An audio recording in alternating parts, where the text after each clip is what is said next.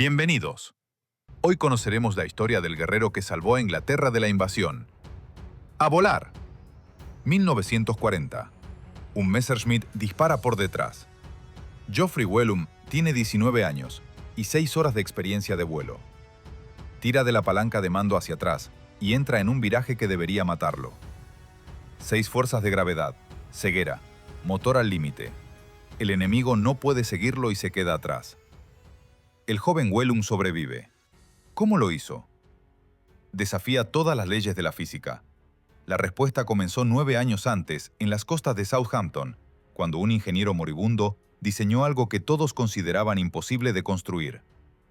El Supermarine S-6B atravesaba el agua a casi 550 km por hora en la competición del Trofeo Schneider de 1931.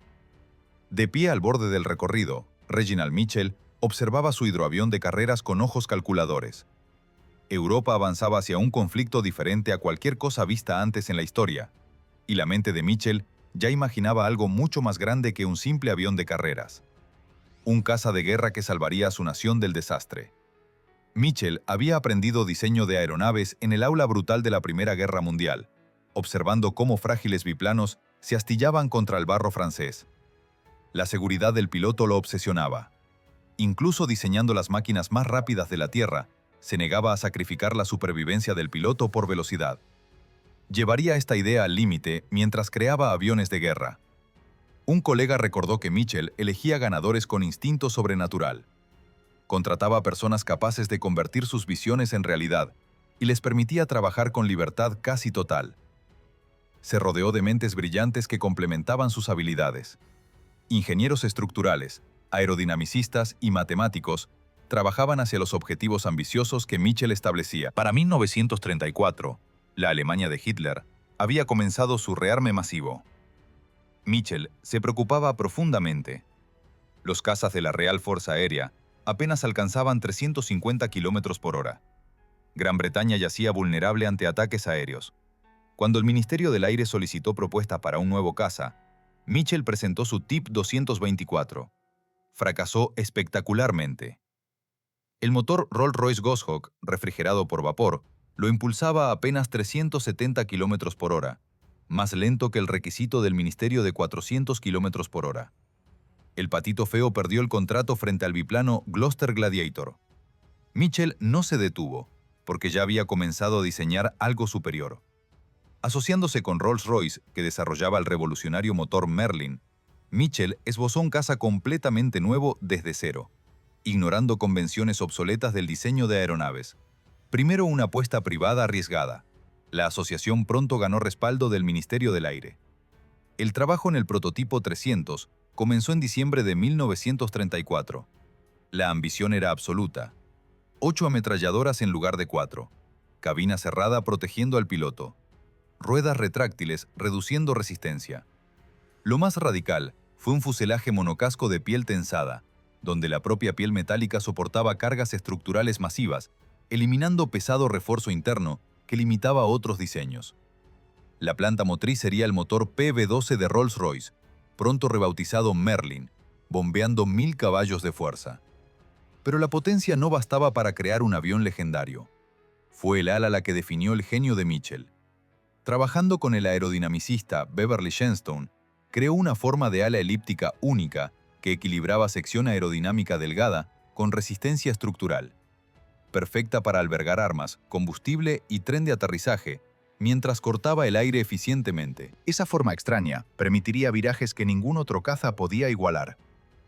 El 5 de marzo de 1936, el prototipo despegó desde Eastleigh, Southampton. El piloto de pruebas, Joseph Summers, llevó la bestia plateada en su vuelo inaugural. Los resultados fueron impresionantes. Las primeras palabras de Summers al bajar fueron simples. No toquen absolutamente nada de esta máquina. La aeronave tenía características de manejo soberbias, particularmente a altas velocidades y durante maniobras extremas que destrozarían otros diseños. Alcanzaba 530 km por hora, rendimiento vanguardista en 1936. Sin embargo, pruebas posteriores revelaron problemas críticos. El tren de aterrizaje necesitaba refuerzo. El sistema de refrigeración requería refinamiento y perdía manejo a velocidades más altas. Mitchell sabía que había dado con algo enorme, pero el tiempo se escapaba mientras su cuerpo se deterioraba. Sir Robert McLean, director de Vickers, pidió nombrar el modelo. Se dice que llamaba a su hija Anne una pequeña Spitfire, término usado para describir personas fogosas o temperamentales. No a todos gustó, incluido Mitchell, quien prefería algo más técnico. Propuso Shrew o Shrike, pero Spitfire se mantuvo como combinación perfecta de ferocidad y vivacidad, capturando el espíritu del diseño. Mitchell trabajaba contra dos enemigos implacables, la Alemania de Hitler y el cáncer devorando su cuerpo. El dolor lo destrozaba mientras refinaba su caza con determinación férrea. Aunque el prototipo alcanzó 539 km/h, Mitchell exigía más. Sabía que la guerra se avecinaba y cada kilómetro adicional salvaría vidas británicas. Ajustó meticulosamente el diseño hasta que su cuerpo falló. El 11 de junio de 1937, Mitchell falleció a 42 años, sin ver jamás el triunfo de su creación. Un dibujante técnico recordó ese momento. Dejamos de dibujar. Nos miramos sin decir nada. Luego levantamos los lápices y volvimos al trabajo. El mejor memorial sería terminar lo que Mitchell comenzó. Ese ala elíptica imposible eventualmente permitiría que un adolescente llamado Geoffrey Wellum sobreviviera a un viraje de 6 fuerzas gravitacionales contra un veterano alemán sobre el cielo inglés. La segunda vida del Spitfire no empezó en el aire, sino en el suelo, dentro de hangares ruidosos y fábricas improvisadas. El prototipo había demostrado que el diseño funcionaba, pero convertir una pieza casi artesanal en un caza producido por miles era otra guerra distinta. El ala elíptica, perfecta sobre el papel y en el túnel de viento, resultó ser un infierno industrial. Cada curva exigía tolerancias mínimas. Cada remache mal colocado deformaba el perfil aerodinámico. Trabajadores acostumbrados a alas rectas y superficies sencillas se encontraban ahora intentando encajar costillas, largueros y paneles que parecían piezas de un rompecabezas tridimensional. Joe Smith entendió rápidamente que, si quería que el Spitfire llegara a los escuadrones antes de que la Luftwaffe cruzara el canal, no podía permitir que el ala perfecta se convirtiera en un cuello de botella. En Castle Bromwich, la gran fábrica en la región de Midlands, los directivos soñaban con líneas de montaje fluidas. La realidad era muy distinta. Había retrasos, desajustes, herramientas improvisadas y una plantilla que tenía que aprender de golpe un nuevo lenguaje de producción. Un antiguo operario recordaría años después que se necesitaba casi el cuerpo de un contorsionista para acceder a algunas zonas internas del ala, con brazos delgados y hombros flexibles para alcanzar tornillos enterrados en lo más profundo de la estructura. Aún con todos estos problemas, los primeros frutos comenzaron a llegar. El 4 de agosto de 1938, el Spitfire Mark I, con la matrícula K9789, fue entregado al escuadrón número 19 de la Real Fuerza Aérea en Duxford. Para los jóvenes pilotos que habían volado cazas biplanos, ver aquella silueta lisa, sin montantes externos ni alambres de tensión, fue como asomarse al futuro. Las cifras oficiales impresionaban.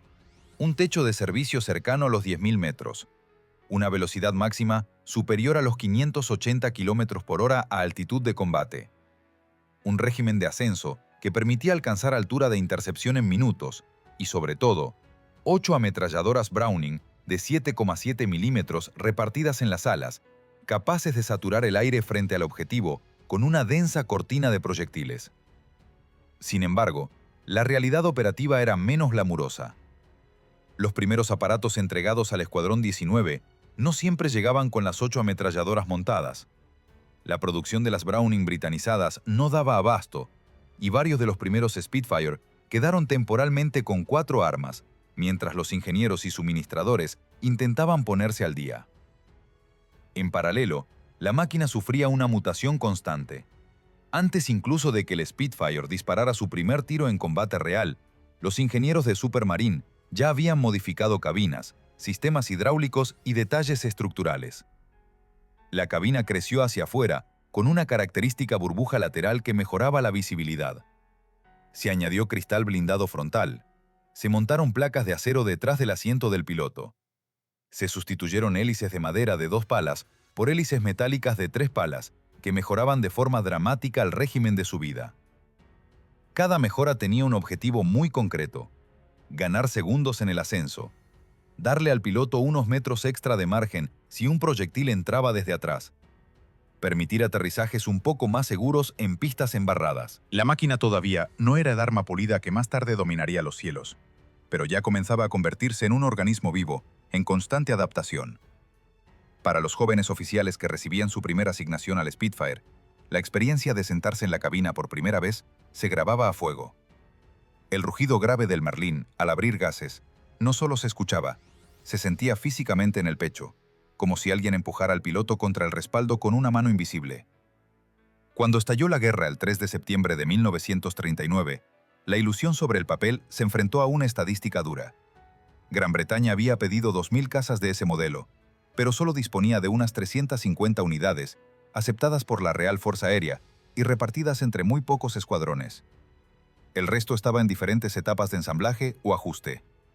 En el frente occidental, la situación parecía extrañamente calmada. Los meses posteriores se conocerían como la Guerra de Broma.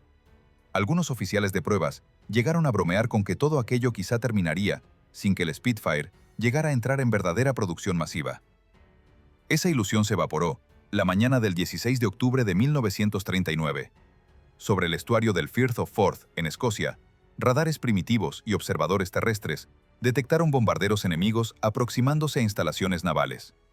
Los escuadrones 602 y 603, equipados con Spitfire, despegaron para interceptar. Para varios de aquellos pilotos, era la primera vez que utilizaban el fuego real contra un blanco que también disparaba para matar. El combate que siguió fue breve, confuso y brutal. 2 bombarderos enemigos cayeron al mar o se estrellaron cerca de la costa. La noticia se extendió rápidamente por las bases. El cazador elíptico de Mitchell, ahora dirigido por Joe Smith y forjado en fábricas hostiles a su forma, había cobrado su primera presa real. Esa primera victoria fue algo más que 2 marcas pintadas bajo la cabina. Dentro de los hangares, los operarios que maldecían diariamente la curva del ala comenzaron a verla de otro modo. Cada remache, cada panel difícil de colocar, se vinculaba ahora a una imagen mental muy sencilla. Un bombardero enemigo, envuelto en humo, descendiendo hacia el Mar del Norte. Los jóvenes pilotos empezaron a confiar en que aquella máquina, tan complicada de mantener, les daría una oportunidad real si algún día se veían en la misma situación límite que Geoffrey Wellum viviría meses después sobre el Canal de la Mancha.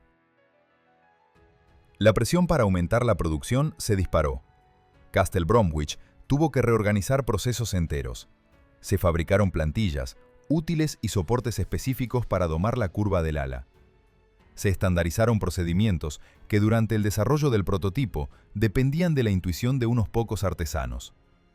Lo que había sido casi una obra de orfebrería aeronáutica empezaba, por fin, a parecerse a una línea de montaje de guerra. A medida que se afinaba el proceso, cada nuevo Spitfire salía de fábrica un poco mejor que el anterior, con pequeños ajustes que respondían directamente a los informes de los pilotos de primera línea. Cada mejora en tierra acercaba al Spitfire a su verdadera prueba, el día en que no tendría que demostrar ya si podía volar bien o disparar recto, sino si podía mantener a vivos a adolescentes como Wellum cuando un enemigo experimentado les entrara por detrás a toda velocidad sobre el mar gris del canal. En las playas abiertas, sin cobertura real, los hombres esperaban bajo un cielo que no era suyo. Cada ruido lejano de motor podía significar bombas en segundos. Los bombarderos en picado Ju-87, con sus sirenas montadas en el tren de aterrizaje, convertían cada ataque en un espectáculo de terror calculado. Cuando se lanzaban en picado, aquel aullido subía de tono y paralizaba a los soldados incluso antes de que las bombas cayeran. Muchos se tiraban instintivamente al suelo, presionando el cuerpo contra la arena húmeda, mientras columnas de agua y fuego se levantaban alrededor de ellos. Sobre esta escena caótica, la entrada en combate del Spitfire tuvo tanto componente psicológico como físico. Cuando los cazas británicos atravesaban la capa de nubes, algunos soldados en la playa apenas distinguían modelos. Solo veían siluetas con alas rectas o curvas. Pero los pilotos sí notaban la diferencia. El Spitfire llegaba con una misión muy clara: no proteger barcos, no limpiar el cielo de bombarderos a cualquier precio. Su prioridad era enfrentarse a los cazas enemigos que escoltaban a los bombarderos y despejar un espacio de aire relativamente seguro para que otros modelos, como el Hurricane, pudieran dedicarse a golpear a los aparatos de ataque. En este escenario entró en acción el escuadrón número 19, el mismo que había recibido el primer Spitfire de serie antes de la guerra. Bajo el mando de oficiales como Geoffrey Stephenson, los jóvenes pilotos cruzaban el Canal de la Mancha, conscientes de algo muy simple. Cada minuto que lograran ganar en el aire se traduciría en más hombres embarcando hacia Inglaterra. No se trataba de defender posiciones estáticas, se trataba de comprar tiempo con combustible y munición. En más de una ocasión, las formaciones despegaban sabiendo que la autonomía real, contando despegue, ascenso, combate y regreso, dejaba un margen peligrosamente estrecho. Unos pocos minutos de persecución demasiado entusiasta bastaban para que la aguja del combustible se acercara a la zona roja antes incluso de iniciar el viaje de vuelta. Los encuentros con los cazas enemigos sobre Dunkerque fueron una especie de laboratorio brutal donde se pusieron a prueba todas las teorías sobre el ala elíptica. El Messerschmitt 109 tenía ventajas que nadie podía negar. Armado con cañones de 20 milímetros y ametralladoras, podía derribar a un caza con unas pocas ráfagas bien colocadas. Su motor de inyección directa le permitía entrar en picado sin sufrir cortes de potencia cuando el piloto empujaba la palanca hacia adelante.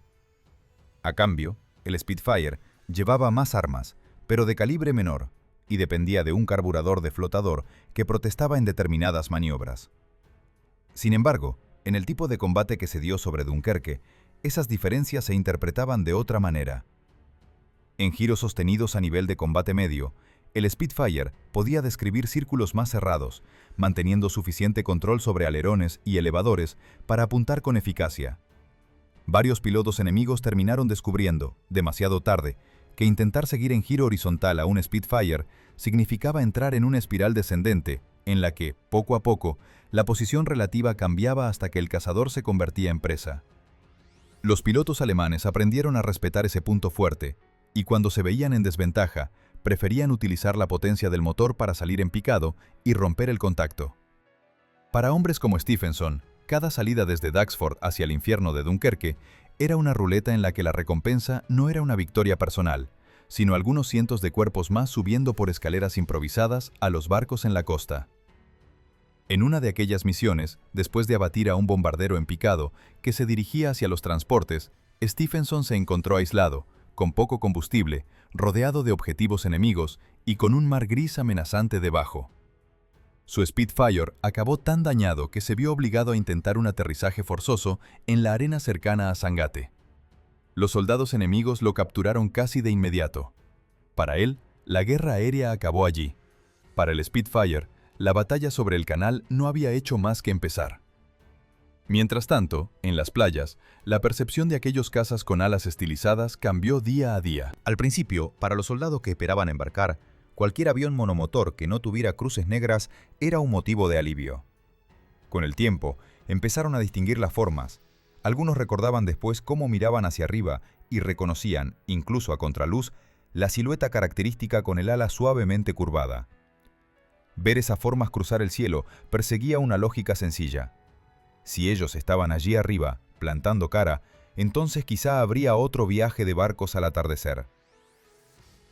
La operación de evacuación, bautizada como Dinamo, terminó rescatando a más de 330.000 personas que, sobre el papel, estaban perdidas.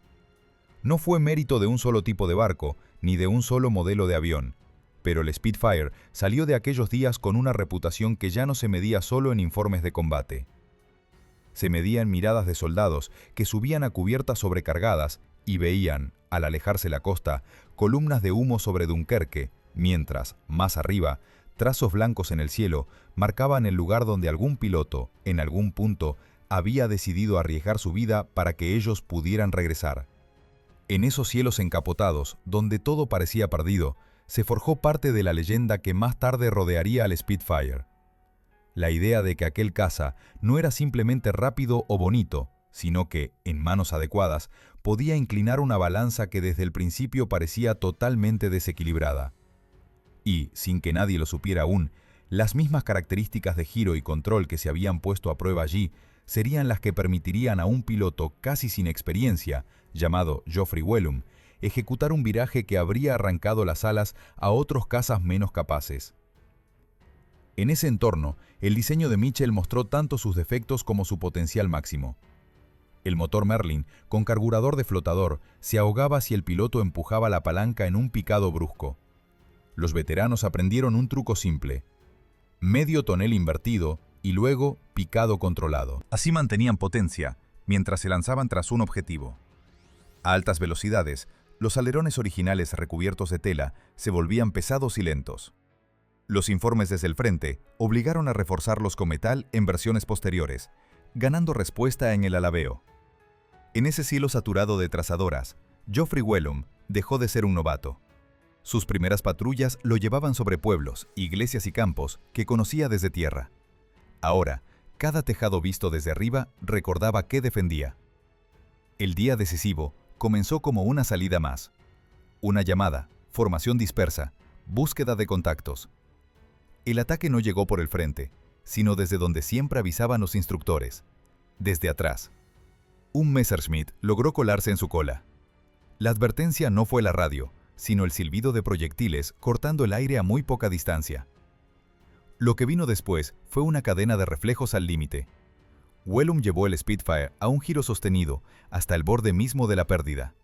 La estructura temblaba, las alas vibraban, el mando enviaba señales claras. Un poco más y el avión se desprendería. La sangre se iba a las piernas, el campo visual se cerraba, el motor trabajaba al máximo. En otro caza, el margen habría sido insuficiente. En el Spitfire, el ala elíptica seguía produciendo sustentación justo en esa franja en la que el contrario ya empezaba a luchar contra la falta de control. El veterano enemigo tuvo que elegir entre insistir hasta arriesgarlo todo o romper el giro y escapar. Eligió vivir. El adolescente británico salió de una trampa clásica en la que muchos más experimentados no habían tenido la misma suerte. Liberado por fin del perseguidor, Wellum encontró de inmediato el siguiente problema. El cielo no estaba vacío. Entre el brillo del mar y el humo lejano, detectó un bombardero avanzando hacia la costa. Cambió de rol sin transición, de presa a cazador. Convirtió la energía de su viraje en posición de ataque. Se colocó ligeramente por encima y a un lado.